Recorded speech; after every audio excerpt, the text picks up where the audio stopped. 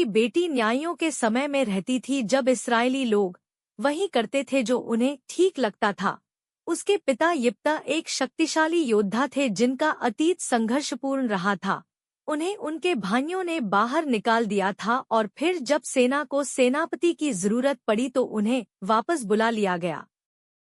शायद एक योद्धा के रूप में अपनी योग्यता साबित करने के लिए यिप्तह ने परमेश्वर से सौदा किया, यदि तू अम्मोनियों को मेरे हाथ में कर दे, तो जब मैं अम्मोनियों से विजयी होकर लौटूंगा, तब जो कोई मेरे घर के द्वार से निकलकर मुझसे मिलने आएगा वह यहोवा का होगा, और मैं उसे होमबलि करके चढ़ाऊंगा। युद्ध के मैदान में जीत के बाद जब यिप्तह घर लौटा, तो उसकी इकलौती संतान एक बेटी उसका स्वागत करने आई।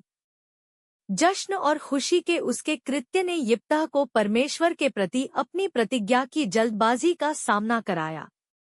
यिप्तह का दिल टूट गया, लेकिन यिप्तह की बेटी ने विरोध नहीं किया। इसके बजाय उसने शोक मनाने के लिए जगह मांगी।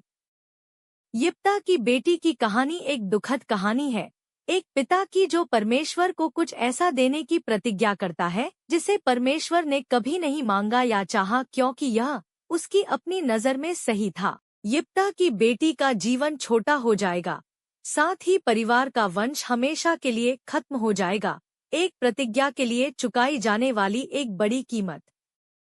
गहराई से जानें, यिप्तह की बेटी के साथ क्या हुआ। यिप्तह की प्रतिज्ञा और अम्मोनियों के खिलाफ सफल युद्ध के बाद वह मिस्पा में अपने घर लौटता है। तब कौन उससे मिलने आता है, लेकिन उसकी बेटी, जो डफ की आवाज पर नाच रही होती है। वह उसकी इकलौती संतान थी। जब उसने उसे देखा तो उसने अपने कपड़े फाड़े और कहा, हाय मेरी बेटी, तूने मुझे बहुत गिरा दिया है। तू मेरे लिए बड़ी मुसीबत का कारण बन गई है, क्योंकि मैंने यहोवा से अपना मुंह खोला है और मैं अपनी प्रतिज्ञा वापस नहीं ले सकता। यिप्तह की बेटी, जिसका अपने पिता के साथ संबंध के अलावा पाठ में कोई नाम नहीं है, अपने पिता की खबर के जवाब में केवल एक बार बोलती है, हे मेरे पिता, यदि तूने यहोवा से बात की है तो जो कुछ तेरे मुंह से निकला है उसके अनुसार मुझसे व्यवहार कर, क्योंकि यहोवा ने तेरे शत्रुओं अम्मोनियों से तुझे पलटा लेने की आज्ञा दी है। मेरे लिए यह किया जाए, मुझे 2 महीने का समय दे कि मैं जाकर पहाड़ों पर घूमूं और अपने कुंवारेपन पर विलाप करूं, और मैं, मेरी सहेलियां और मैं। यिप्तह की बेटी अपने दोस्तों के साथ जंगल में चली जाती है और उस जीवन का शोक मनाती है जो उसे अपने पिता की ईश्वर से की गई मूर्खतापूर्ण प्रतिज्ञा के कारण कभी नहीं जीने को मिलेगा। हमारे पास इस बात का कोई रिकॉर्ड नहीं है कि उसके लिए वे 2 महीने कैसे बीते, लेकिन हम कल्पना कर सकते हैं कि उसे कितना गहरा दुख हुआ होगा और उसके पिता को अपनी लापरवाह प्रतिज्ञा के कारण कितना दुख हुआ होगा। पिता द्वारा ईश्वर के प्रति की गई लापरवाही भरी प्रतिज्ञा के कारण ईश्वर की यह छोटी बेटी कभी भी वह समृद्ध जीवन नहीं जी पाएगी जिसे ईश्वर ने बनाया था और जीने के लिए उसका इरादा था। वह अपने पिता के घर की कहानी और वंश को आगे बढ़ाने वाली एकमात्र संतान के रूप में अपनी जिम्मेदारी कभी पूरी नहीं कर पाएगी। भावी पीढ़ियां इस युवती के गर्भ में ही मर जाएंगी जिसे कभी बच्चे पैदा करने का अवसर नहीं दिया गया। इससे भी बुरी बात यह है कि वह ईश्वर के प्रति विकृत दृष्टिकोण के साथ विलाप करती रही और मर गई। अपने पिता के माध्यम से उसे एक ऐसे ईश्वर से परिचित कराया गया जो मानवीय छद्म परायणता के कारण अस्वीकार्य बलिदान स्वीकार करता है। दुख की बात है कि यिप्तह की बेटी प्रेम करने वाले, दयालु और क्षमा करने वाले ईश्वर को सही मायने में जाने बिना ही जीती और मर जाती है। यिप्तह की बेटी ने अपने पिता को प्रभु के प्रति अपनी प्रतिज्ञा निभाते हुए देखा।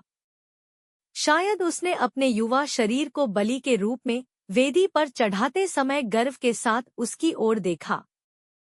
शायद उसने अपने पिता को पश्चाताप न करने और भगवान से इस बार ऐसी प्रतिज्ञा करने के लिए उसे माफ न करने के लिए तिरस्कृत किया। शायद उसने भगवान के साथ अपनी शांति इस विश्वास के साथ बनाई कि भगवान उसके और उसके पूर्वजों से किए गए वादे को पूरा करेंगे। कि भगवान उसे प्रेमपूर्ण दयालुता के साथ गले लगाएंगे और उसे अंतिम वादा किए गए देश में ले जाएंगे जहां वह हमेशा के लिए भगवान की उपस्थिति में रहेगी। इस तरह की आशा जल्दबाजी या बिना सोचे समझे प्रतिज्ञा करने से नहीं आती है, बल्कि उन प्रतिज्ञाओं से आती है जो भगवान को प्रसन्न करती है। वह बुलाई गई है और हम बुलाए गए हैं। क्या आपने कभी प्रभु से कोई मन्नत मांगी है? क्या आपने कभी यह भीख मांगी है, अगर आप मेरी दादी को अस्पताल से छुट्टी दे दें, तो मैं हर रविवार को चर्च जाऊंगा। अगर आप मुझे जेल जाने से बचा लेंगे, तो मैं फिर कभी कानून नहीं तोड़ूंगा। अगर आप मेरी इस एक चीज में मदद कर दें, तो मैं दुनिया में कभी और कुछ नहीं मांगूंगा। मुझे यकीन है कि हम सभी ने कभी न कभी भगवान से कोई न कोई प्रतिज्ञा की होगी, और भगवान से प्रतिज्ञा लेने में कुछ भी गलत नहीं है। वास्तव में हम चर्च के जीवन में हर समय ऐसा करते हैं। डीकन और एल्डर्स प्रतिज्ञा लेते हैं। पति पत्नी एक दूसरे से और शादी के दिन भगवान से प्रतिज्ञा लेते हैं। बच्चों के बपतिस्मा के समय मंडली प्रतिज्ञा लेती है। प्रतिज्ञा लेने में कुछ भी गलत नहीं है, लेकिन हम किस तरह की प्रतिज्ञा लेते हैं यह मायने रखता है। क्या हम भगवान से ऐसी प्रतिज्ञा ले रहे हैं जो भगवान कभी नहीं चाहेंगे कि हम लें? या क्या हम ऐसी प्रतिज्ञा ले रहे हैं जो प्रभु का सम्मान करती है? जब हम मसीह में भाई बहनों के रूप में एक साथ परमेश्वर की कलीसिया का निर्माण करते हैं, तो आइए हम ऐसी प्रतिज्ञाएं लें जो शरीर में शत्रुता और अलगाव को अस्वीकार करती हैं। आइए हम ऐसी प्रतिज्ञाएं भी लें जो अनन्य से ज्यादा समावेशी हों, और आइए हम अपने जीवन में अप्रत्याशित की अपेक्षा करें। ये वे बलिदान हैं जो परमेश्वर चाहता है, जो टूटे हुए हृदय और पश्चातापी आत्मा से उत्पन्न होते हैं, जो परमेश्वर को केंद्रित करते हैं, जो आत्मा के द्वारा हमें अपनी प्रतिज्ञाएं निभाने में मदद करते हैं।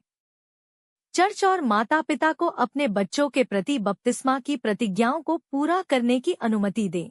जब हम प्रभु की मेज पर इकट्ठा होते हैं, तो यिप्तह की बेटी के बलिदान को याद करें। उसकी जिंदगी और उसकी मौत, और हमारी भी, मसीह में मुक्ति और उद्देश्य पाएं, क्योंकि हम एक दूसरे और प्रभु के प्रति की गई प्रतिज्ञाओं को पूरा करते हैं। हाल ही में आपने परमेश्वर से जो वादे और प्रतिज्ञाएं की हैं, उन पर विचार करें। अपने आप से ये सवाल पूछें, क्या मैं कुछ ऐसा करने की प्रतिज्ञा कर रहा हूँ जो परमेश्वर को प्रसन्न करे? क्या मेरी प्रतिज्ञाएं परमेश्वर के चरित्र के अनुरूप हैं? क्या परमेश्वर मेरी प्रतिज्ञा के साथ जो भेंट चढ़ा रहा हूँ उसकी इच्छा रखता है या मांग करता है? क्या आपने कभी खुद को यिप्तह या उसकी बेटी की जगह पर पाया है? क्या आपने कभी अपने प्रियजनों की भलाई को अपने जल्दबाजी में लिए गए फैसले के लिए बलिदान किया है? या क्या आपको किसी ऐसे व्यक्ति द्वारा बलिदान किया गया है जिसे आप प्यार करते हैं और जिसकी वजह से आपको लगा कि यह मूर्खतापूर्ण है? इस कहानी से हम इन अनुभवों को कैसे संसाधित करें, इस बारे में क्या सीख सकते हैं? इस कहानी में आपको आशा कहाँ मिलती है? इस बाइबल अध्ययन सत्र में आपको किस बात ने आश्चर्यचकित किया? आप आत्मा को आपसे, आपके परिवार से, आपके चर्च से, आपके समुदाय से क्या कहते हुए सुनते हैं? अगर आप सभी को यह बाइबल शिक्षा पसंद आया है, तो प्लीज लाइक एंड सब्सक्राइब जरूर करें ताकि आने वाले जो भी वीडियोस होंगे वो आप सभी को देख पाएंगे।